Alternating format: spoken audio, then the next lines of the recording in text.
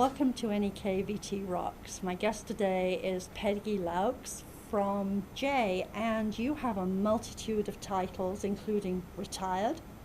Especially retired. That's a favorite one. That's right? my favorite. That's my favorite title too. So, which ones are you most involved with right now of all of the others? Well, the J Focus Group, which is Yeah. our nonprofit 501c3 that we started in 2009. But I'm also deal with the Troy Lions Club. Actually, I'm still the president only because we haven't had a meeting I know how that since works. July Right. to turn it over. So Yeah. technically, and then with the town of J, because I maintain the website. You're a woman of many skills. Well, I try. I mean, website maintenance isn't an easy task. That No, but I didn't requires- have to set it up. Ah, Okay, we had other people setting it up many years ago, so Uh-huh. right now it's just maintaining it. okay. What does J Focus Group do? Well, our mission is to help people locally in the area. Uh-huh. I mean, we have focused on the J Area Food Shelf, which covers 5 towns. Right. The J Westfield School. Mhm. We've helped with the Troy School. And in the last couple of years, we have been able to sponsor Big Brothers Big Sisters Vermont NEK Mm-hmm. locally. And in between, just a lot of little organizations that need $100 here, $200 here. Right. Our members come to a meeting and say, perhaps we can sponsor the snowmobile annual lunch for the kids when they come to get their certification. So we do small things like that. And we do it year after year, so it adds up. I mean, in any given year, we probably give out about $12,000. So you raise a lot of money. We raise at least in the $10,000 to $12,000 range, which is not a lot, but it's a lot for a small group. It's a very small population too. Yeah. But it's an extended. Yeah. It's extended because all of our little towns are like brothers and sisters. Right. We're all dealing with the same things, except with J, we're dealing with J Peak too. Right, which is both the good news and the bad news. Well, mostly good news. Yeah. So I'm That's sure right. that took some fancy footwork while you both worked out your places and the balance. Mm-hmm. Because Jay's mission is to keep people up there, and you guys need to survive. Well, that's actually why we started the focus group. We had a focus group meeting in town, which was probably about 2007, I think. Yeah. And that's how we started. That's how the property that is called, quote unquote, the land trust became the J Recreational Community Center. Oh. And that was part of it. The website came out of that.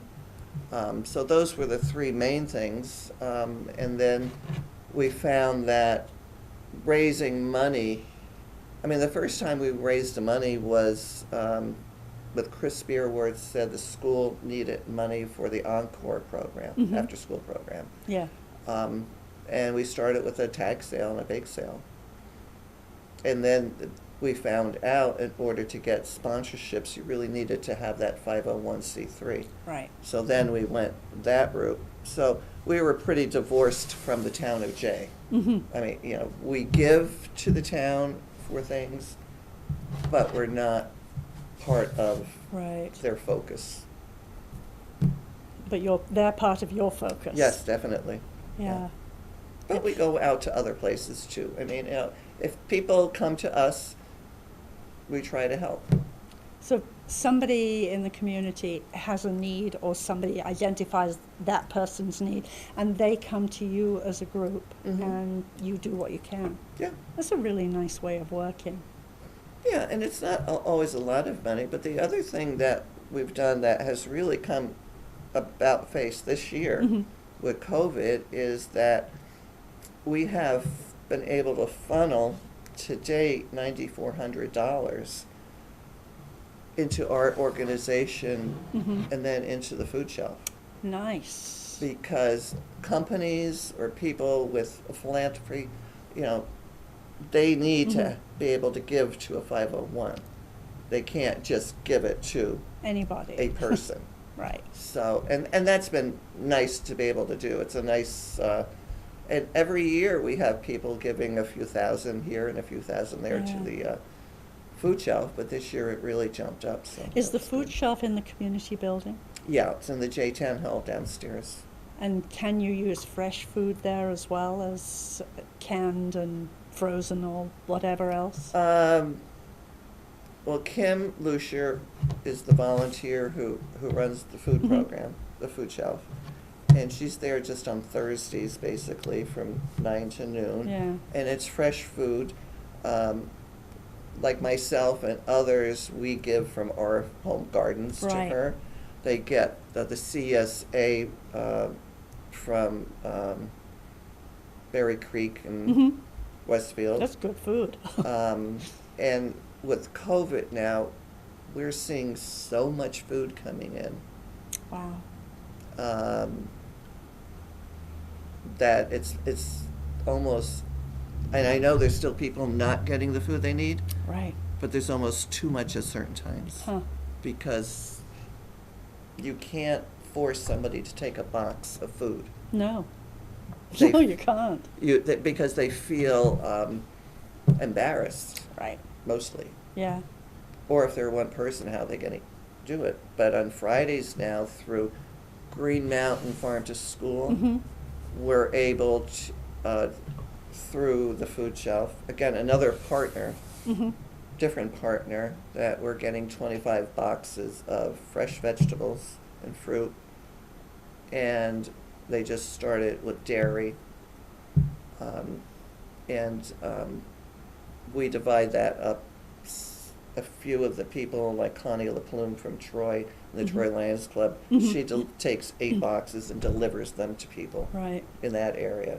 Not necessarily just Troy, but Yeah. people in need. In the area. And then Kim does the same. Some people will come directly to pick up, but she will deliver to people who can't pick up. Yeah. So Yeah. it's, That's a pretty impressive networking mhm. plan that you've built. And I guess you could have somebody come in and can some of the food that, Well, you Can't could, have but it. we don't have You don't have that the type facility. of facility. yeah. And I think once you get into that, you're really getting into OSHA and you're getting Right. into And it's too complicated. Board of Health, that. And truthfully, we had, like in the Troy Lions Club, Mhm. I should say Troy and Area Lions Club is Yeah. correct. We still have people at home because the age group is Mhm. like 70 plus. Right. And they're not coming out No. and doing stuff. And the same with the focus group. We have a few who are just staying out of Mhm. the picture a little bit because they're really concerned about their health, their parents' health that they're taking care of. Yeah. So Yeah, it's not easy. no, and I think probably most organizations in our area are suffering that same kind of thing. So not only are you not able to raise the funds the normal way, Right. like having a dinner dance and a silent Right. auction and an auction, or doing J Summerfest. Right. And Steve Wright finally canceled August West. I He really know, didn't I want saw to do that. that. He was So really, frustrating. really trying to keep that going. They've really hung in there for He that. really has. He's done a wonderful job. And then we just canceled J Oktoberfest, which would have been the last weekend of September. Yeah. And again, it's the help. Right. It's getting the help because you need a lot of volunteers to put Yes. on these things. And people who previously were out there having a wonderful time Mhm. volunteering are now very reluctant. Yes. And Yeah. yet hating being stuck at home. It's Mhm. really hard to figure all this out. It is. The Troy Lions Club is doing curbside service every Thursday. We started that. Uh-huh. beginning of May, mid-May, because we always did a lunch on Thursdays at the Westfield Community Center. Right. So we thought, well, if we have enough people to cook, and we have enough people outside to, make sure it's happening correctly, we do it. So, but those people coming are, first, we had to keep them in the car and away, and now it's, am I going to tell a 90-year-old woman that she can't get out of her car? No. With her mask on and Absolutely talk to somebody? not. I don't think so. No. And why would you? Well, in the beginning, we were really trying to do our best to do what we were told. Right. But now it's loosening up a bit, but people are still respectful. Yes. They're all respectful Right. of each other. Well, there are people who are so desperate for some social contact, Yeah. and it's really harmful to be taking that away. There's got to be a lot balance. of those people would come for lunch, stay to play bingo. Right. And they have nothing else at home. Yeah. So it's pretty harsh. It is. Yeah. Yeah, I'm not sure in another 3 months where we're going to be on that, because I think we're all struggling with it. We may be still here in the same spot. Yeah. We may officially what be I in hear. the same spot. We all hear the same thing. Yeah. And that's true officially, but we've also still got to start meeting people's emotional needs. Or we're going to have some other problems that would be of our own creation. There've got to be some other ways of handling that. And your group's going to be one of the ones that's going to be figuring it out. Yeah, I don't know. It's not our repertoire. It's not in what we normally do. Right. But we may have to. But even with the focus group, we're thinking ahead of, we need to restructure what we do, how we do it Yeah. for the future, because the new normal is not going to be the old normal. No. Certainly, it's going to take a year, 2 years, maybe, before we're stopping the mask part and Right. being able to have the type of functions that we've always had. But at the same time, when you ask a business to help with or a fundraiser, they're there for you. Right. Even though their business is down 50% or 75%, they're still helping. And I see that with what the hospital's doing with their auction. They have an online auction, and what Joshua's House is doing with their tickets too.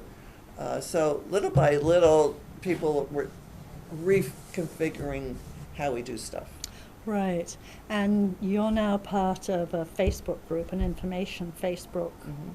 Westfield, Lowell, Westfield. Lowell, Jay, Westfield, Troy, Strong. Yeah. I think, yeah. And we've talked about when do we end that too. But we're finding that we're not ready to end it. How could you right now? Because there's this is even still more going. information that needs to be given out to people. Right. But then again, people are getting tired of information. I think most of us are getting tired of the same information, and there's a limit to how many shock statistics we can hear. I tune them right out at this point. And my background's healthcare, so, yes, I can look at what's interesting, but the rest, please stop the drama, because it's not helpful, and it's not changing anything. No, it doesn't. But you do have a group, an area that would like to know about other things. I mean, what else is there? There's got to be more to life than COVID. Well, yeah, and that's pretty much what I try to do with finding things on PBS for the kids. Yeah. But then again, if everything is on the internet, and It's got to be in more. J. Westfield, there's still, I think, 3 children that have no internet Right. access Right. at all. We have more than that in Newport. Yeah. And that's just the ones that we know about, Right. or that are in the school system. Yeah. Derby Library has come up with some active programs for kids that they're doing in a way that includes protection, but they're wonderful, including stories, and the kids can actually be there. Yeah. And I think the rest of us are going to have to get a little more creative and figure out how to do it. Yeah. Particularly as the schools either do open or don't open, and what that means. And as we were talking earlier about not wanting to be part of that decision making, because it's no win whichever way you do it. Somebody told me recently that nationally 50% of the school children did not participate in school. Right. It's probably true. You know, so not saying it's, but that's nationally. So in Vermont, it could still be 50%. Who knows? I mean, we're not getting those figures. Right. So as communities, we really have to look at some other ways of educating. I mean, many years ago, when Dean Vervoot was principal in J. Westfield, he got us involved in getting computers for all the kids in the 5th, 6th grade. Now, that was many, many years ago. If there's programs like that now, who knows? I mean, Probably. I guess it's the privacy factor. Right. That inhibits a lot of us finding out information. So there's the good and the bad of that. Right. Yeah. But if you don't have internet access, your computer is of no value whatsoever. Yeah. And I read something the other day, it actually irritated me immensely, which was the library isn't open, but there is a hotspot outside, so feel free to sit on the steps. Yeah. Can't we do better than that? Of course we can. Yeah, but it's the same with the J Town Hall. We have a hot spot outside. Yeah. We have for years. We have a public computer inside, but really, it's closed down for that right now. Right. Except that we have to have the imagination to be able to make access equal for everybody. And do we have to have our facilities closed down in that way, or can we be really creative and figure out something else? Well, next Tuesday, Vermont Primary Yes. will be a test of that. Yes, exactly. Because I've been told by our town clerk that you can't even tell people to put a mask on to vote. And I'm going, how does that compute with the state mandate? Well, the state mandate is unenforceable. Yes. Yeah. Yeah. And I guess the way you can work that is if those who are working the polls are masked, they're at least protecting themselves according to what current information is. So if somebody chooses to come in without a mask, then okay, they're at risk, we're not. Right. That's, at least that's how I'm choosing to interpret it. I work some shifts at MAC, and we request that everybody who comes in wears a mask, and we provide masks if they don't have them. And pretty much everybody has agreed to do that. One person left. That's okay. Thanks. See ya. Yeah. Well. Yeah. And probably an enormous number of people have already voted. I would think so. But it's just like with the census, how many people haven't I know. gone on to do that. Right. And did they vote correctly? Because if you have to mail in all 3 of those forms, I would bet probably 50% of the people didn't read the instructions. That's what we said when I voted that way. And as we were looking through all of the paperwork at home, we're saying, this is really silly. There's got to be another way. Yeah. You've set this up to make life difficult, and it was supposed to make it easier. It's like access to the tests. We're creating ways to make it more complicated, not less complicated. Right.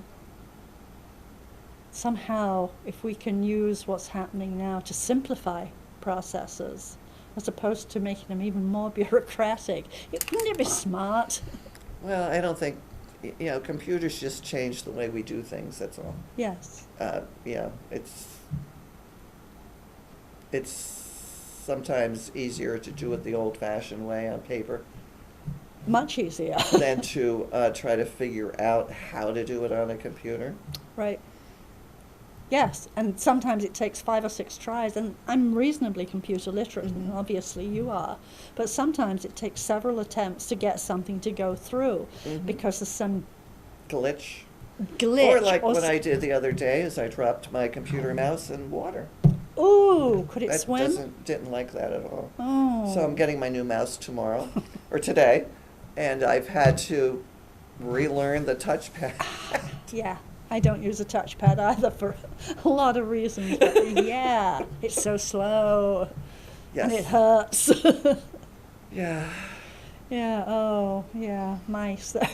It was a small sacrifice, right? Yeah. But as our population ages, people are less inclined to, I mean, and if everything else is going up, say your electric, your heat, you're more than likely going to stop the internet. Absolutely. Stop email.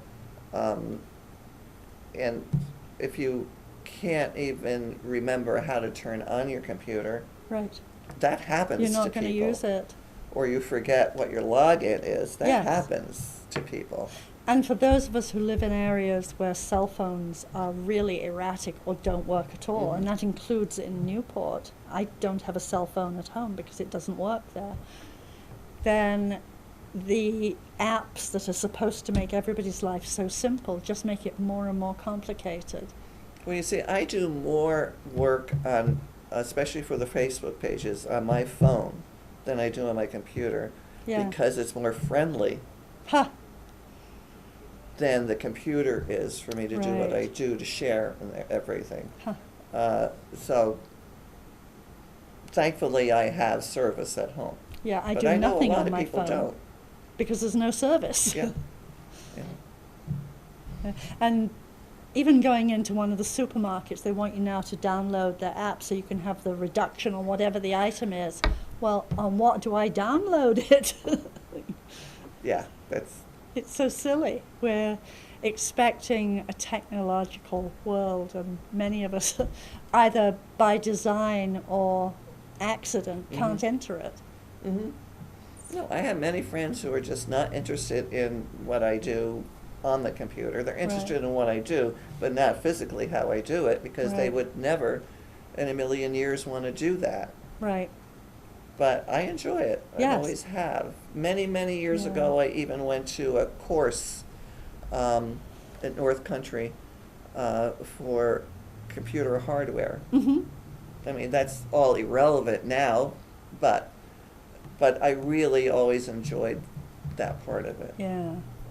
And I only learned it working at J. Peak in my job. Huh. What did you do at Jay? I was many things through the years, but my last was reservations manager. Uh-huh. Yeah. So, and it was when we went to computers for reservations, it was painful. I bet. I bet. It was very painful. And back then, the software people would say, do away with paper, you don't need paper. Well, that wasn't me. And it was New Year's Eve, and we had a whole mountain leaving and coming in, and everything went down. Yeah. So I had paper. I bet you did. Unfortunately, you still knew how to pick up a pen and write. Yeah. But we're back to that now. People don't rely on the computer for everything anymore. Right. Because they know.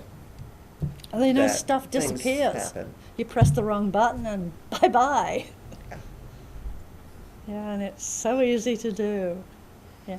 When we were talking before we went on air, I asked you, what is it that keeps you involved in all of this? And you said you liked raising money. Mm-hmm. Tell me more. How do you do it? Because it's not a skill I have. Well, it's not a skill a lot of my members have, certainly. Right. I mean, I have members who just cannot ask somebody to buy a raffle ticket. It's just not in them. They will buy them, but they just can't go out and sell. Right. I just like it. I mean, people see me and they'll say, what kind of raffle tickets are you selling today? Because I always have something in my purse. Right? Ah. I just like that. It makes me feel good Mhm. to be able to do that. You're obviously good at doing it in larger scale ways than Well, we a raffle try. ticket. Yeah, and you have to manage people, Yeah.